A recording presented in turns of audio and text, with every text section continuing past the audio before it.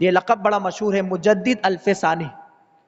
ان کا نام ہے احمد، ابو کا نام ہے، والد کا نام ہے عبد الاحد۔ شیخ احمد سرہندی ان کو کہا جاتا ہے، ہندوستان کی پیدائش سرہند کے، اور دین کے لیے بڑی قربانیاں دی ہیں اور قید و بند کی مشقتیں اٹھائی ہیں، اور کوئی ایک دو مہینے نہیں، سالہ سال قید و بند کی مشقتیں اور جیل کی سزائیں کاٹی ہیں، اور بہت پریشانیوں کا سامنا ہوا ہے۔ بچپن سے ہی قرآن پاک کی تعلیم حاصل کرنے کے بعد بعض نے کہا کہ حفظ بھی کر چکے تھے، بچپن میں ہی حافظ قرآن ہوئے، اور 17 سال کی عمر میں ظاہری علوم حاصل کر لیے، جسے عالم کورس ہم عرف میں آج کہتے ہیں، وہ حاصل کیے۔ اس کے بعد پھر درس و تدریس کا سلسلہ جاری رہا۔ یہ زندگی ہوتی۔ اب صرف نہ یہ مدرسے کے ایک استاد تھے، نہ صرف ایک آستانے کے خانقاہ کے پیر تھے، نہ صرف ایک مسجد کے امام و خطیب تھے، بلکہ عالمی نگاہ رکھتے تھے۔ اور اس وقت جو فتنہ اٹھا تھا دین اکبری کے نام سے، جس کو اس نے دین الہی کا نام دیا تھا، دین اکبری اس کو ہم کہتے ہیں، وہ اسلام کی نشانیوں کو مٹا رہا تھا۔ سارے مذہب، چونکہ پہلا ہزاریہ ختم ہو رہا تھا، ان کی پیدائش ہے 970 کے بعد کی، ان کی پیدائش ہے۔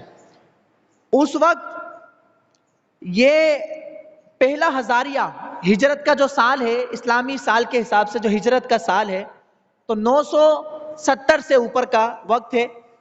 اب اکبر بادشاہ جو تمام مذہبوں کو جوڑ رہا ہے اور اسلام کو، اس کے امتیاز کو ختم کر رہا ہے، اور سب دینوں کو ایک کرنا چاہتا ہے، سارے دینوں کو وہ ایک گھٹ مٹ کر کے اور مکس اپ بنانا چاہتا ہے، اور کوئی نہیں ہے، بس سب مل کے رہیں گے۔ اب پہلا ہزاریہ ختم ہونے والا ہے، اب جو دین چلے گا وہ نیا دین چلے گا، پرانے دین کی ضرورت نہیں رہے گی، اسلام پرانا ہو گیا، معاذ اللہ اس طرح کی باتیں وہ کر رہا تھا۔ اور حکومت بادشاہ تھا تو زور و شور کے ساتھ اس کی مخالفت ہوئی، تو پھر اس نے اس کا سد باب کیا، جہاں جہاں سے آواز اٹھتی وہ اس کا سد باب کرتا، اور وہ جو ہے ان کو قید و مشقت میں ڈال دیتا، اور وہاں سے علاقے سے بھگا دیتا، جو اٹھتا، جو آواز اٹھتی۔ اس وقت مجدد الف ثانی رحمت اللہ تعالی علیہ نے آواز اٹھائی۔ یہ اسلام کی حقانیت ہے۔ جتنا جو فتنہ آئے گا، جس طرح کا فتنہ اٹھے گا، جتنی طاقت سے اٹھے گا، جتنی اس کے اندر فتنے کی قوت ہوگی، جتنی اس کی تباہی ہوگی، جس حساب سے وہ تباہی لے کر آ رہا ہوگا، وہ فتنہ اٹھ رہا ہوگا، اسلام کی حقانیت ہے۔ اللہ تعالیٰ اس سے زیادہ پاورفل، چونکہ حق ہے اسلام، یہ حقانیت اسلام کی، اللہ تعالیٰ اس سے مضبوط افراد پیدا کر کے اس فتنے کا چونکہ ختم کرنا ہے، سد باب کرنا ہے، اس سے زیادہ طاقتور افراد بھیجتا ہے، اور وہ پھر ایسا کام کرتے ہیں، وہ فتنہ جتنے سال پر محیط ہوتا، وہ فتنہ اس کو ختم کرتے ہیں، اور پھر اس فتنے کا سد باب کر کے وہ جو گرد و غبار یہ ہماری آنکھوں سے اس کی حقانیت جو پوشیدہ کر دی جاتی ہیں، اس کو دوبارہ ان پردوں کو ہٹا کر اسلام کو روز اول کی طرح روشن کر دیتا ہے۔ مجدد جو 100 سال کا ہوتا ہے وہ اس طرح کے فتنوں کو دور کرتا ہے۔ تو کئی مجددین آئے، یہ موضوع دور نکل جائے گا، لیکن جو مجدد الف ثانی، الفن کہتے ہیں ہزار کو، سورہ قدر آپ نے پڑھی ہوگی تو اس میں الفن کا لفظ ہے، خیر من الف شہر، لیلۃ القدر خیر من الف شہر، یہ بات میں نے آپ کو پہلے بھی بتائی تھی۔ الفن کہتے ہیں ہزار کو۔ ویسے تو ہر 100 سال میں مجدد آیا کرتا ہے، لیکن جو مجدد الف ثانی ان کو یوں ہی کہتے ہیں۔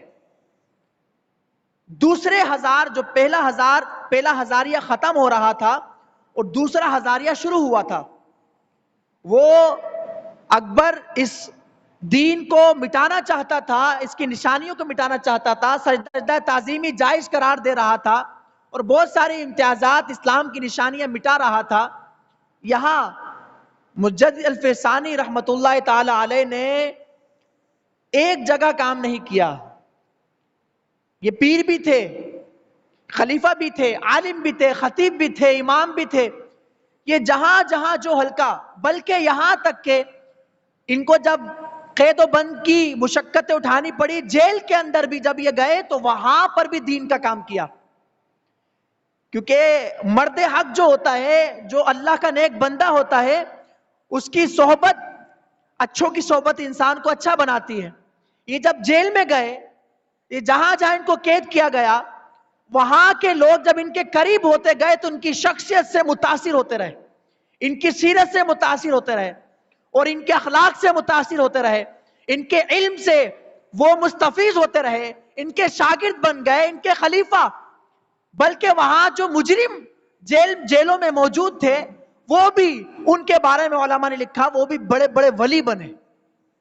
جہاں جہاں جاتے اس مرد حق کی، اس مرد نگاہ مرد مومن سے بدل جاتی ہیں تقدیریں.